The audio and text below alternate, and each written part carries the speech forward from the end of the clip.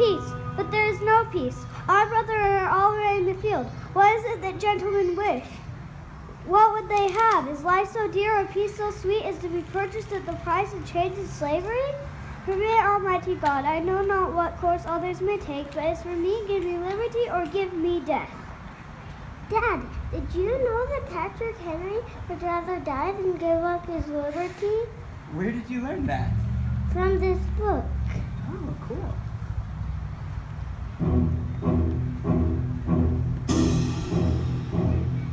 Gentlemen cry peace, there's no peace. Why stand we here idle while the battle rages on? Is life so dear or peace so sweet to be purchased at the price of slavery? Give me liberty or give me death. I won't live another moment bound in chains. This will be my plea to all men are free. Give me liberty or give me death. I wouldn't do that, Carson. You okay? Wow, that was impressive. Very dramatic. Yeah. Did you know that there have been many heroic men and women who were willing to risk everything for their freedom? Why? Well, maybe I can answer that with another question of my own. You know the money you earned doing yard work for Grandma? Yeah? What if I told you that you have to give me half of everything you earn? I don't like that at all. I worked hard for that money. Okay. And what if I said, from now on, instead of yard work, the only way you can earn money is by collecting soda cans? Hey, I wouldn't like that at all. I like it when the boys help me do yard work, and I'm glad to pay them. Okay. And besides, we don't even drink soda. He's got a point. Well, it sounds like you understand then what our founding fathers, those who founded our country, believed. That true happiness is dependent on being able to do what we believe is right. So there's your dose of American history. I thought history was boring. Boring, huh? You know, when I think of history as a bunch of names and dates that I have to memorize, I agree, it is boring. But history is so much more than that. In fact, it was that same Patrick Henry who said, "I have but one lamp by which my feet are guided, and that is the lamp of experience. I know of no way of judging of the future, but by the past." In other words, Patrick Henry learned from his own experience and from studying the experiences of those who came before him. It's a well-known fact that those who fail to learn history are doomed to repeat it. You know, we can learn from history and we can be inspired by history when we learn to relate to the people in its pages. Put ourselves in their shoes and imagine what they must have felt. Ask ourselves, why did they do what they did? And have I ever experienced something like that? True. For example, have you ever heard of Joan of Arc? No? Joan of Arc was called by God to free France from England when she was only a teenager. This was at a time when women weren't allowed in the military, and she was being asked to lead it.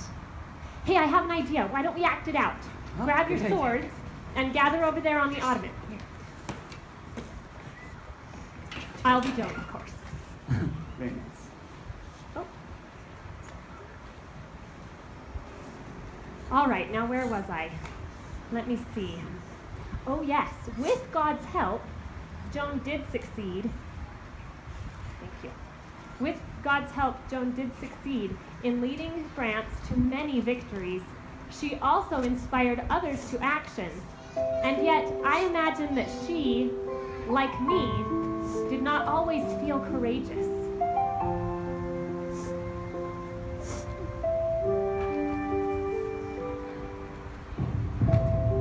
I'm just a girl, barely old enough to leave my family. Yet I know you've chosen me. I must be brave, yet I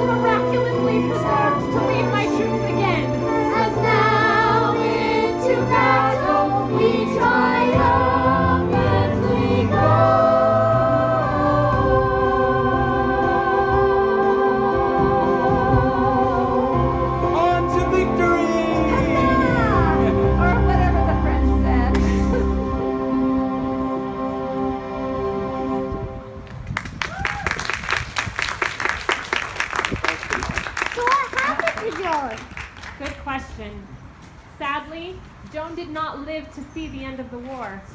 Because she claimed to speak to angels, she was convicted of heresy and sentenced to death by fire. Joan faltered a little, but in the end, she chose to remain true to her testimony at the expense of her own life. Hey guys, sorry we're late. Hi! Oh, I'm glad you You're not made it. late. Hey! Hey, there she is. Hi, Caitlin. Hey, you just missed Mom telling us about Joan of Arc getting burned alive. I love that story. Well, except for the burning part, of course. Joan of Arc. That reminds me of one of my other favorite heroes, William Tyndale. His crime was publishing the Bible into English. Why was that a crime?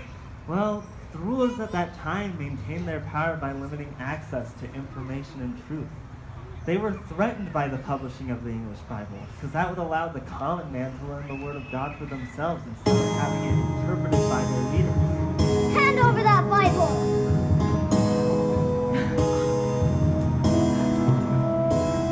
I am just a humble man of faith who won't stand idly by to watch our lives be trampled on while truth is made a lie. Are your hearts so cold you can't ignore the message ringing out? Can you hear the people shout? Can you hear us? Can you hear us shout? Just imagine how the noble ones who fought to make us free are rolling in their graves right now at this atrocity. Are your eyes so blind you cannot see injustice has been done?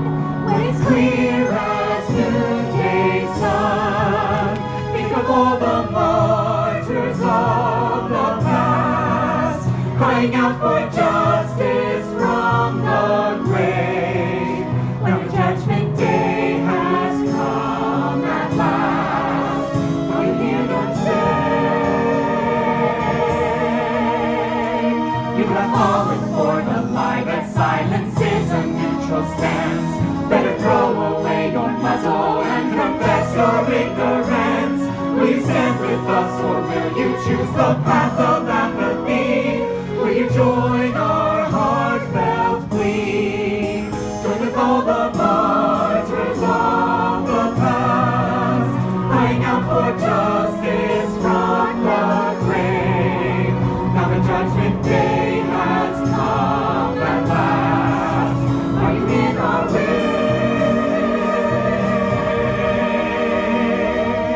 Can you hear us? Can you hear us? Can you hear us shout? Can you hear us? Can you hear us? Can you hear us shout?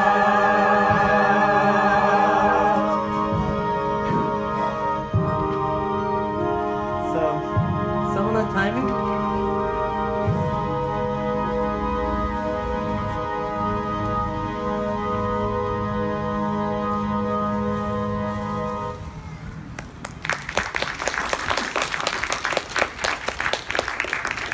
So, William Tyndale, he responded to his divine calling. And all of us have a divine calling too. Part of what we need to do in our life is figure out what that is.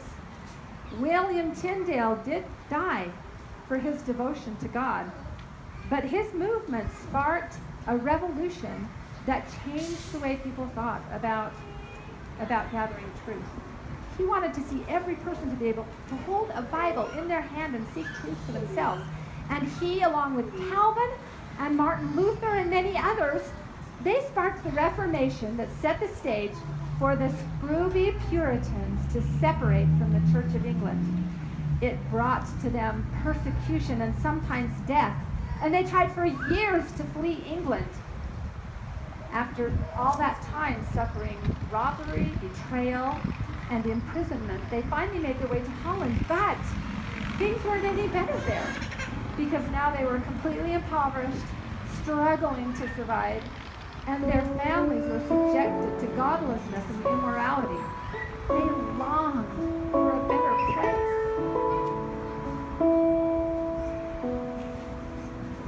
What must I give to have my freedom? What is the price that I must pay? All that I own, what must I lose?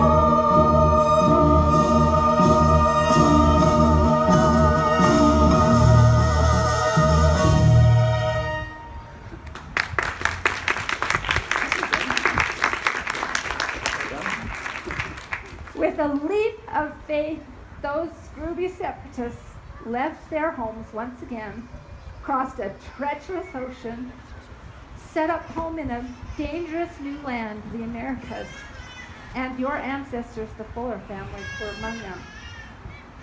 They trusted God's promise that those who act in faith need not fear. Those first pilgrims considered themselves to be like ancient Israel, comparing their journey to that of the great Exodus from Egypt.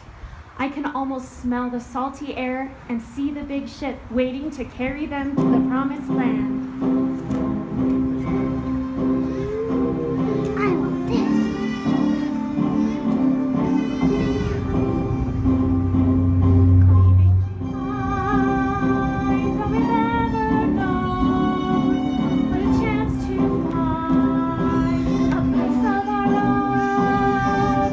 I don't know why you must leave our home, but I trust in you, so I will go. Let's set sail for the promised land, where the milk and honey flow. Just as God delivered Israel, He will lead us safely home.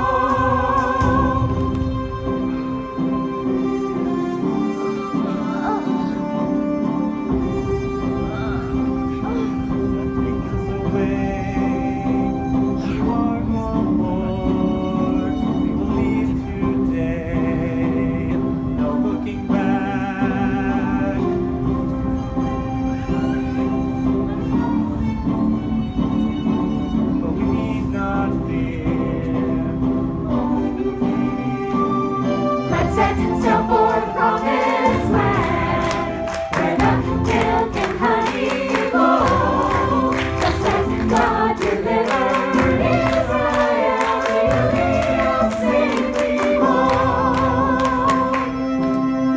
What sail?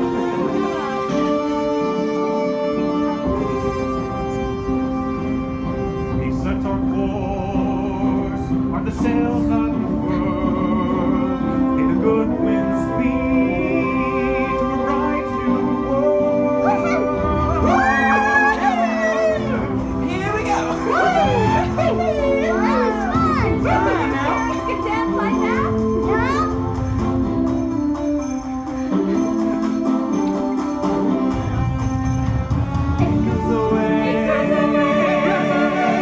We are bound for the promised land, where the milk and honey flow. Just as God delivered Israel, He will lead us safely home.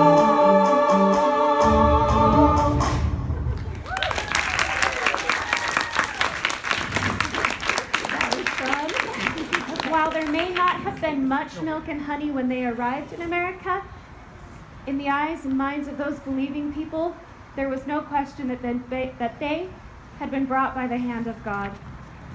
Those first settlers faced disease, harsh weather, inexperience with the climate, and conflicts with other colonizing nations and Native Americans.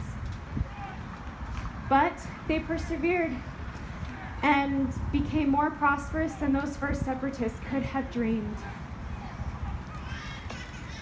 You know, maybe they got a little bit too prosperous, because the King of England started thinking that they should pay the huge debts left over from the French and Indian War. And while that sounded pretty reasonable, the taxes the king imposed were way too heavy. I'll be the king. I think that's a great idea. You'd make a good king. Those taxes caused a strain on the economy of the colonies, and it caused them to fall into a depression. This taxation without representation infringed on the rights of the colonists. And when their petitions were met with further injury, they had decided that they had danced with the king for long enough.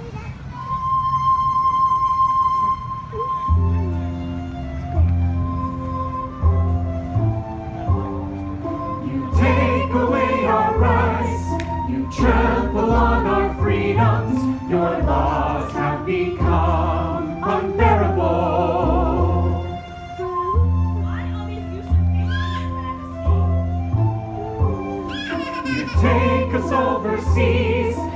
deprive us of a jury and try us for pretended offenses. You impose taxes without our consent, Your Majesty. And at our expense, you keep a standing army, then treat us like we're prisoners of war. You protect your soldiers from punishment. You cut off our trade, you plunder our seas, you ravage all our coasts and burn our towns. I am the king. You are all my subjects and say yes to my every command. It's no, Your Majesty, it's war, Your Majesty, a revolution, Your Majesty. For you are guilty of tyranny, tyranny. Our debts with you is through. Good riddance.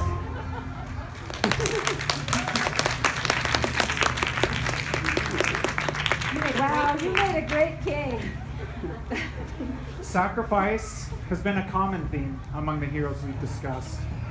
To those who truly value liberty, there's no sacrifice too great. Our founding fathers were no exception.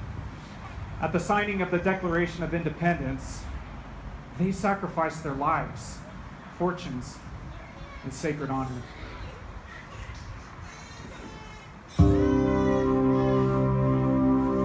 Sign by all your hopes in life, as husbands and as fathers, as men, with our names to the parchment. Sign by all your hopes in death, and easy gibbets around your neck.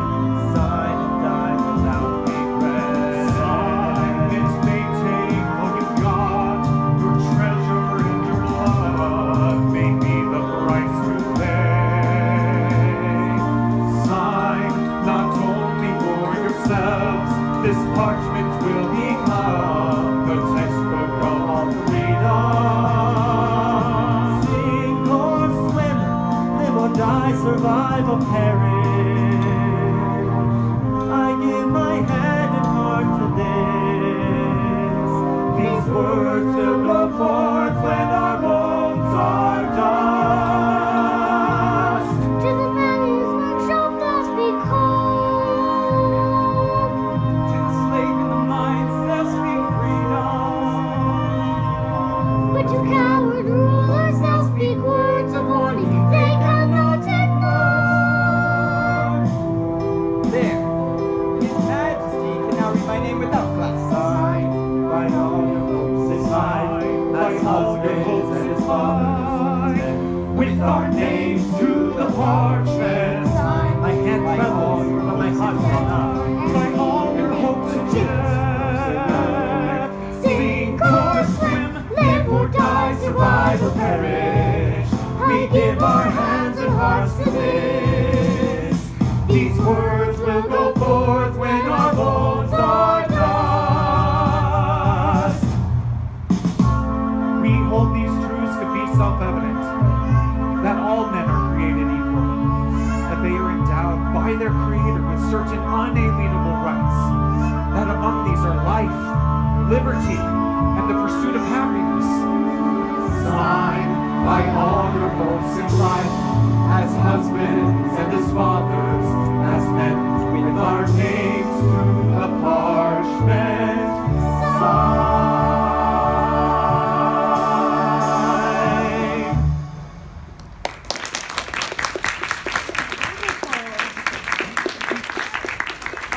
The signers were renowned and educated men of means.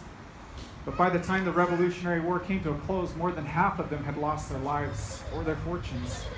Many of them died in rags, and some were even executed as traitors.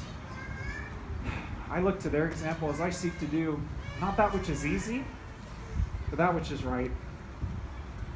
I think it's important for us to remember that all of these people that we've talked about were just that, people. In hindsight, it's easy for us to see all of the great things that they successfully did, but they knew their share of failure. What set them apart is that they didn't give up. You know, when I feel discouraged, I like to remember George Washington. I love George Washington. Me too. But you know what? He knew failure. Thank you. Under his command, the Continental Army suffered many demoralizing defeats. Cold, hungry, and discouraged, they were ready to give up. Sir, will you build us a fire? Yes, sir. Thank you. Grab your coats, Let me grab help your with arms. that. Let's gather around the fire. Yes, sir.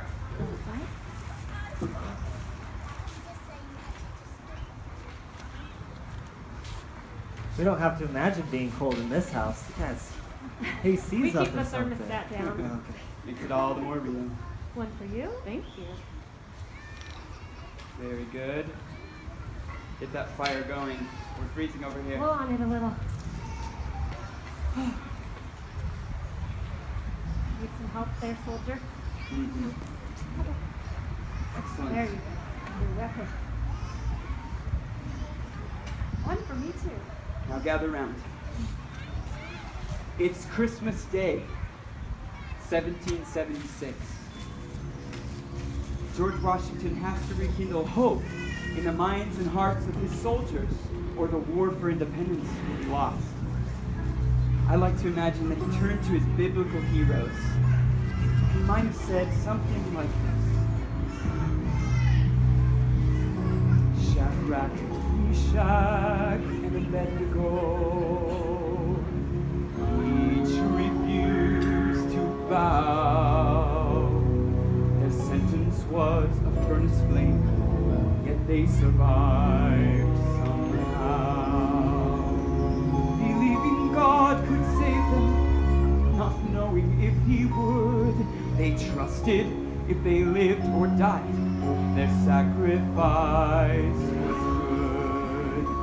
They would never surrender, they would give up their lives, not abandon the truth or shun the fight. And with God as their witness, they face the flames. We all recall their names. And Daniel in the lion's den was left alone to die. Yet Daniel played with lions then, just like a little child. Did Daniel know that God would cause the lions to be tamed? And witnessing this miracle, the people's hearts were changed. He refused to surrender, freely offered his life. When most would have conformed, he sacrificed. And with God as his witness, he knelt to pray, and he proved what comes by faith. Although our numbers may be few, shall we refuse to fight? No! God makes impossible possible, and will for you and I. Our windmen or mice, will we give in to Now fear? that's the spirit. Though it's cold as ice, our hearts burn with desire. We will face our foes, look them straight in the eyes. Men, tyranny is not easily conquered. Yet the harder the conflict, the more glorious the triumph. We will never surrender. We will stand for the right, consecrating our lives for truth and light. And with God as a witness, we'll stand like them. Into lion's dens, We will never surrender. to the fiery flames. We will prove what comes by faith.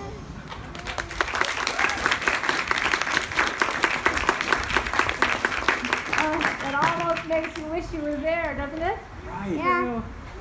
In a miraculous chain of events, General Washington led his army in a surprise attack, crossing the frozen Delaware River. They killed 30 and took nearly 1,000 prisoners, while gathering much-needed ammunition and supplies. Wow. All this without suffering a single casualty. Isn't that amazing? Yeah. The battle at Trenton was the boost in morale the American people needed to continue the war. Many soldiers re-enlisted, and the French were called to lend their support. Truly, God does make the impossible possible. In Him, there is hope. Speaking of hope against the odds, do you remember learning about Benjamin Franklin? Yeah, he discovered electricity. That's right. Why don't you be our Franklin? He was a great inventor and scientist and diplomat. In fact, he was instrumental in the signing of the Declaration of Independence and the United States Constitution. It was at the Constitutional Convention that Benjamin Franklin often pondered the symbolism of the sun carved onto the back of George Washington's chair. With so many differing opinions, he wondered how the states ever could be united. So we can understand that, can't we? We can relate. In our small family, think of the times when it's really hard for us to agree. Yeah, try planning a family vacation together. That's It's one called of them. Sunday dinner. That's another one. How in the world did they succeed then? Well, they were moral and virtuous men, and though their opinions were varied, they were united in their devotion to God and to their purpose in creating a government that would secure the blessings of liberty for all people. I believe that was enough to invoke God's divine aid. Is this a rising sun or a setting one? I've often wondered as I looked upon that chair, but now it's clear to me, after all we've done, that this moment is a rising sun. Is this the dawning of a new day, when all the shackles of our past are turned to dust? Or as a quickly fleeting vision, is this the sunset before the dusk? Truly God has worked a miracle among us. Without him, such headstrong men could not agree. As the carver holds the answer to this question, God alone knows what our destiny will be. This is a witness to all ages that God has heard the desperate prayers. This day will stand in history's pages. We'll thank God that we were there. This is the birth of our new nation, which God was destined to be free. He has provided His foundation to secure our liberty.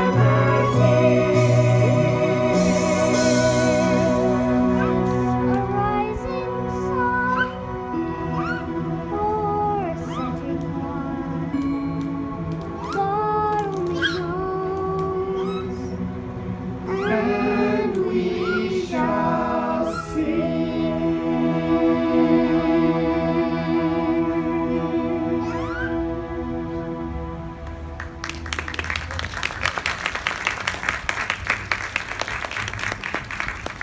So, do you still think history is boring? No way! I want to be like Patrick Henry. Gentlemen, cry peace, there is no peace.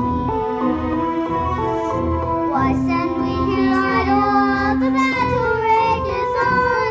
Is life so dear, or peace so sweet, to be purchased at the price of slavery?